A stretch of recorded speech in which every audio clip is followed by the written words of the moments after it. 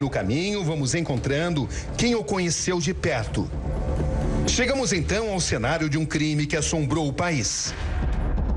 Estamos em uma propriedade da zona rural de Ceilândia, Distrito Federal. Lázaro invadiu esta casa.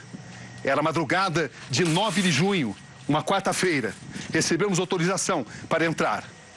Aqui, o empresário Cláudio Oliveira vivia com a mulher e seus 2 filhos. Lázaro passou por aqui. Ele conseguiu, com facilidade, invadir essa casa, fazendo esse caminho, até chegar a esta porta.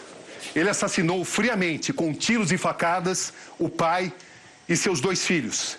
A mulher foi levada por ele. Quando os parentes chegam ao local, encontram Cláudio ainda com vida. Ele só consegue falar: saiam daqui. Ele levou Cleonice. O empresário morreu pouco tempo depois. Assim, depois de assassinar Cláudio Vidal de Oliveira, de 48 anos, seus filhos Carlos, de 15, e Gustavo, de 21, Lázaro partiu para sua próxima execução. Cleonice teve que assistir à execução do marido e dos 2 filhos, e ainda viver o terror de ser sequestrada. Ela é encontrada morta 3 dias depois, em um córrego, a 8 quilômetros da chácara onde morava. O corpo estava despido, de bruços, com um hematoma na perna, pouco cabelo, indícios de estupro. No dia seguinte à chacina da família Vidal de Oliveira, Lázaro invade outra propriedade. O caseiro chamou a Silvia e ele entrou aqui para dentro e eles ficaram aí durante quase 4 horas com a arma apontada, né? E confessa os crimes.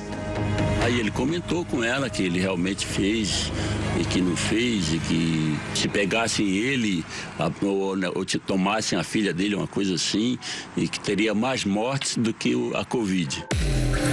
As marcas que o matador deixou, os sinais de sua presença, é como chegamos aqui.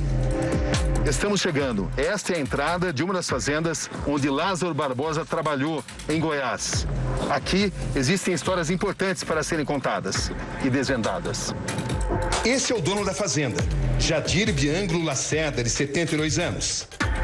E esse é seu filho, o advogado Wesley Lacerda. E esse aqui, o neto de seu Jadir, Daniel. Todos conviveram com Lázaro. Boa tarde, seu Jadir. Boa tarde, Roberto Cabrini. Como vai? Tudo bem? Tudo bem. Podemos conversar sobre o Lázaro? Podemos, sim. Seu Jadir, há quanto tempo o senhor conhece o Lázaro? É uns 3 anos atrás. Ele trabalhou para o senhor? Ele trabalhou uns dias, fez umas empreitadas de bater pasto lá na fazenda. Na sua fazenda? É. Como é que era a vida dele lá na fazenda? A mãe dele trabalhava comigo e o padrasto.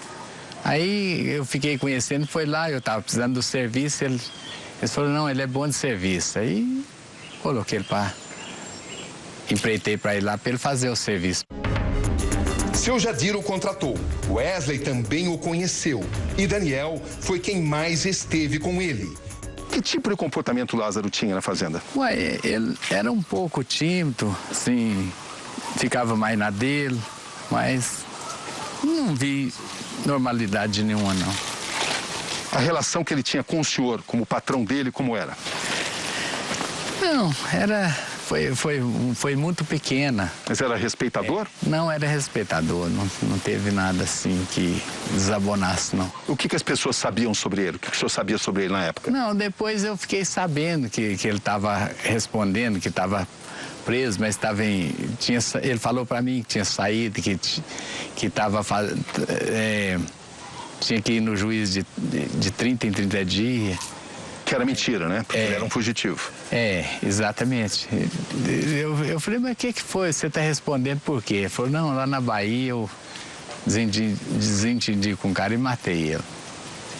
Ele falou de uma pessoa só que ele matou? É, ele falou de uma só, não falou nem que era 2. Depois o senhor ficou sabendo que eram 2 pessoas? Depois fiquei sabendo agora, depois.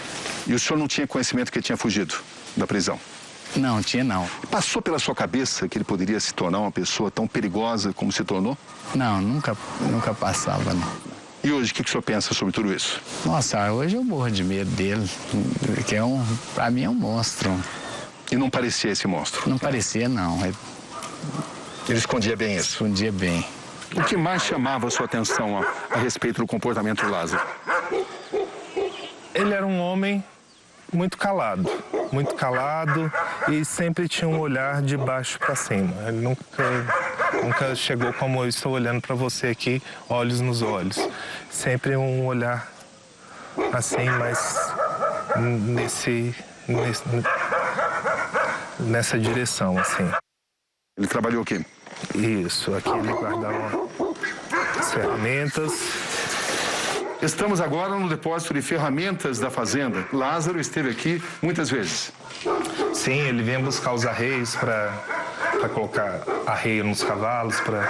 Às vezes, como ele estava aqui, então ele acabava auxiliando o padrasto no trato com o gado, buscava para buscar o gado.